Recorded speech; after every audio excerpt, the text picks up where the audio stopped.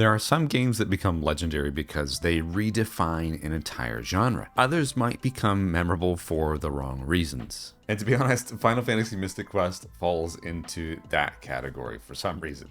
I mean, for years this game has carried a strange reputation as being the weird Final Fantasy game, the simplified one, the JRPG for babies, the black sheep designed specifically for Western audiences. It's one of those games that actually feels more famous because it's been a part of that conversation for ages rather than being celebrated for what it was trying to do back then. And to be honest, after finally sitting down to play it for the first time ever, I can understand why there's so much discussion about it, even now, like 30 years later after the release of this game. Mystic Quest is actually fascinating. I mean, it's not because it's like secretly one of the greatest forgotten JRPGs or anything of that Super Nintendo era, but because it feels like such a specific product of its time. Every mechanic, every design decision, every piece of the game feels built around one central idea.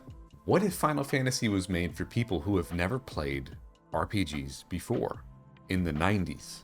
And honestly, that makes for a really kind of unique experience. It's one that's not perfect. There are some surprises along the way, but what makes Mystic Quest especially interesting now is that I'm playing it now with over 30 years of RPG history behind me. Modern players like you and me have grown up in a world where leveling systems, elemental weaknesses, skill trees, turn-based mechanics are completely normal, but back in the 90s, Square clearly believed that Western audiences needed something far more approachable before diving into the deeper side of JRPGs. The result is one of the strangest entries tied to the Final Fantasy series, not because it's bad, but just because of what it was trying to do and where its place in history is. So before we talk about my experience with Final Fantasy Mystic Quest, don't forget to like and subscribe and leave your thoughts down below if you haven't already.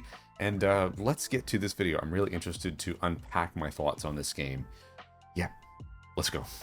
So to really understand why Mystic Quest feels so unusual, you really have to look at the gaming landscape when it was released. In the early 1990s, JRPGs were still far from mainstream in Western markets. I mean, today, RPGs and JRPGs, yes, they are everywhere. Even people who don't normally play stuff like this understands like leveling up, elemental weaknesses, experience points, or even party systems, because modern gaming has really absorbed those ideas into pretty much everything now. But back then, RPGs were seen by a lot of Western players as slow and confusing or complicated and maybe even niche. Again, if you're kind of not really on the pulse of things back then, I know it's kind of hard to put yourself on that headspace, but that was really where it was, if you weren't like a hardcore gamer. And meanwhile, Square was already diving deep into making some of the best games of all time, really. Like, they decided to make something specifically for those Americans like me back in the 90s. I mean, I was way too young to play this when it came out, but yeah, it was seriously a product of its time. In Japan, the game was literally titled Final Fantasy USA Mystic Quest, which tells you everything you need to know about what the project was viewed like internally. The entire design idea behind the game revolves around accessibility. Every mechanic is streamlined, every dungeon is straightforward, every objective is communicated, maybe not necessarily super clearly, but the game constantly drives you forward in a way that feels almost paranoid about the possibility of being confused. And like I said in the intro, Mystic Quest is essentially Square in the 90s trying to create baby's first JRPG, and that's a term that I know a lot of you applied to Dragon Quest VII Reimagined because of how simple and streamlined and approachable that was. And that's not necessarily a bad thing, but if you're angry at that, maybe you're not the target market for that, and that's okay. And of course, historically, this decision makes sense. It's a game that feels radically different from nearly every other Final Fantasy title around it. Looking back now, yes, it is fascinating because you can feel Square trying to predict what a Western audience would want, even if many of those assumptions now feel wildly outdated. Now let's cover the story of Mystic Quest, because really this game is just every single predictable JRPG and RPG and gaming trope put in a blender and presented on a Super Nintendo cartridge. So you play as Benjamin, a hero tasked with restoring the elemental crystals and saving the world from evil forces. It is super basic. I mean, that already tells you alone how much you need to know about the game, because it doesn't really move beyond that as far as your plot and your why. Characterization is very minimal, no emotional depth, and most plot development happens with very little buildup or very little complexity attached to it. Compared to other games around that same era, yes, the simplicity becomes incredibly noticeable. Final Fantasy VI would eventually explore themes like grief, identity, and loss, while Mystic Quest often feels content operating at a narrative level of a children's fantasy cartoon. And dialogue tends to be extremely direct. Emotional moments rarely land with any weight because there really is no weight to them, and the game doesn't really spend enough time developing the characters and its world. You can literally be walking around, oh, hey, here's this new person. I'm going to join your team because there's something happening in town. Let's go. It really is as basic as that. And there's nothing wrong with it. I'm not trashing that at all. It is a bit fun. But yeah, if you're expecting like something really seriously, compared to the peers at the time, Final Fantasy VI, Chrono Trigger, Final Fantasy IV, even in terms of story, you're just not going to get that. And yet, despite all that, there is something really oddly likable about this tone. This game just feels really earnest in a way that's almost completely difficult to dislike. The game genuinely wants to create an approachable adventure for newcomers, and that sincerity really gives it a strange charm. And there's almost like a comforting simplicity to the world design and storytelling. It's lightweight fantasy comfort food. And the problem is that comfort only carries the game so far when adventure itself lasts, 12 or so hours. I think that's how long it took me to finish. Eventually, the lack of complexity starts making the story feel really flat, and by the end I didn't care or anything about the world or the characters, but I also didn't really hate spending my time there either. Mystic Quest exists in this middle ground where it's difficult to become truly attached to what's happening, and it's also difficult to fully resent it because the game is so harmlessly sincere. Now, before we talk about the gameplay for Final Fantasy Mystic Quest, I want to tell you about the sponsor for today's video. If you guys are retro game enthusiasts, collectors, this is something that I think you're really going to be interested in, so don't click away just yet. As someone who collects a lot of retro games physically, I realize that sometimes the hardest part isn't owning the games, it's actually having easy access to play them whenever I want. But Afterplay is built to solve that. This is a free retro gaming platform with cross-platform sync, so just add your ROMs, then your saves, your library, your settings, and progress carry across web, PC, Android, iOS, and even Mac. So you could start a game on your desktop and then continue it later on your phone without manually moving anything around. It also has an incredibly intuitive interface that keeps things clean and accessible while still giving you control over things like save states, cheats, shaders, all that good stuff. I'm a sucker for a good CRT filter, and there are plenty here to choose from. On top of that, there's also a store featuring brand new games developed for classic systems. You can buy a game once, play it instantly across your devices, and still download the original game file to keep forever. Talk about convenience. Afterplay also supports online multiplayer and link cable style functionality, letting you play classic co-op games together online,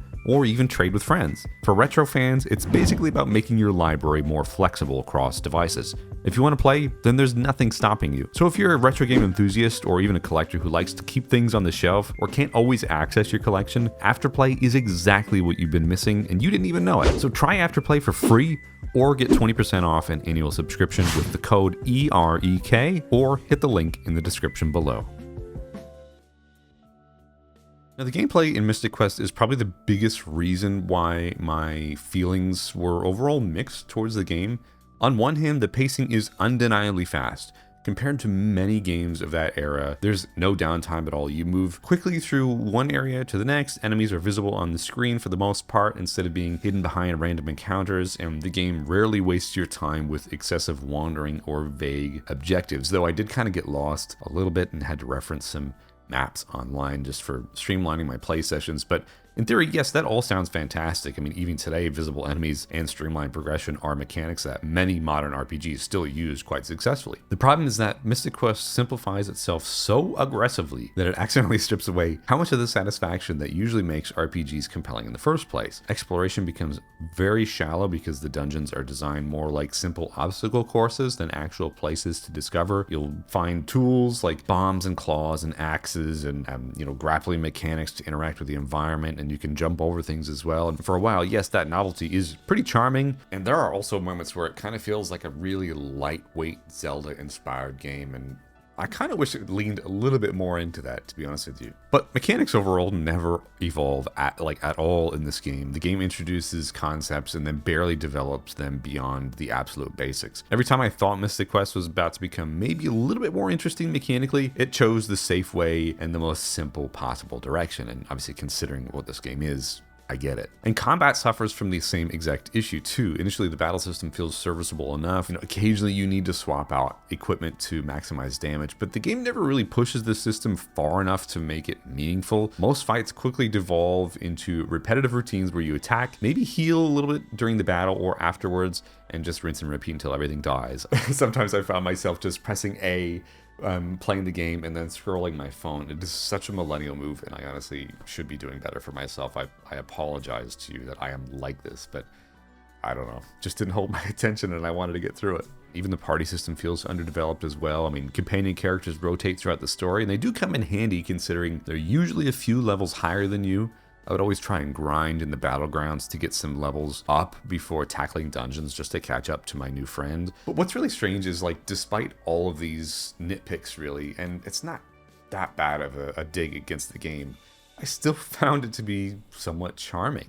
Mystic Quest is consistently playable. I mean, you can pick it up, it's very easy to understand, and it's easy to progress through. It's almost a relaxing simplicity to it at times. Obviously, because of that, there's really next to no depth over the course of an entire RPG, and look, that lack of depth becomes increasingly difficult to ignore. And by the final stretch of the game, I wasn't really excited to continue because the mechanics had evolved in interesting ways. I was really just excited to finish the game because I wanted to say that I've played this so I can make this video. Now, if you can't tell already, this is wildly different to many Final Fantasy games, and Square Enix now hasn't really made anything like this since. So let's talk about why this is so drastically different in comparison to the rest of the series. So this stands out so dramatically within the Final Fantasy franchise because it intentionally rejects many of the things people associate with the series in the first place. When people think about Final Fantasy, they think about really fantastic and emotional storytelling, great combat systems, memorable character stories, and just a increasingly ambitious presentation. Mystic Quest strips away everything down to the simplest forms. It does not want to overwhelm you, so it has no complexity to it at all. And that creates a strange identity crisis because the Final Fantasy branding naturally creates this expectation that this game was never designed to fulfill. But attaching the Final Fantasy name to it invites direct comparisons to some of the most influential things ever made, and Mystic Quest cannot compete on that level, like, at all. And that's okay.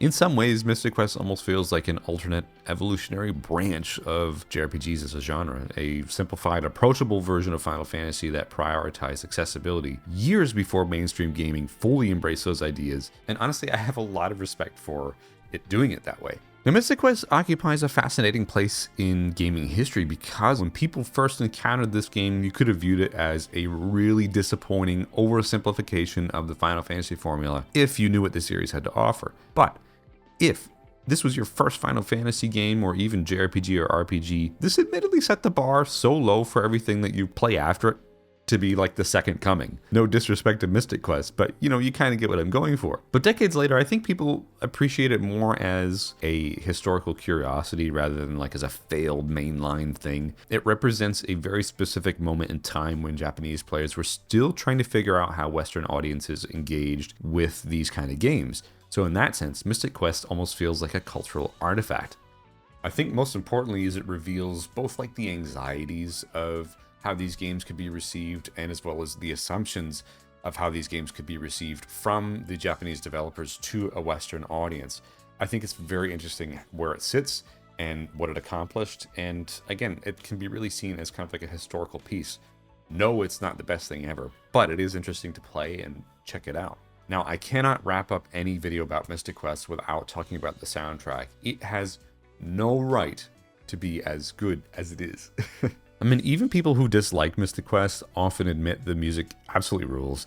The battle themes, the dungeon tracks, and boss music brings an intensity and energy to that gameplay that the gameplay itself can't even match, to be honest with you. And it's one of the funniest parts of the experience because you'll be walking through an extremely simplistic dungeon and then you get in a battle and the soundtrack behaves like you're marching towards like the apocalypse or something. Like it just goes way too hard and it's so charming. It's so funny.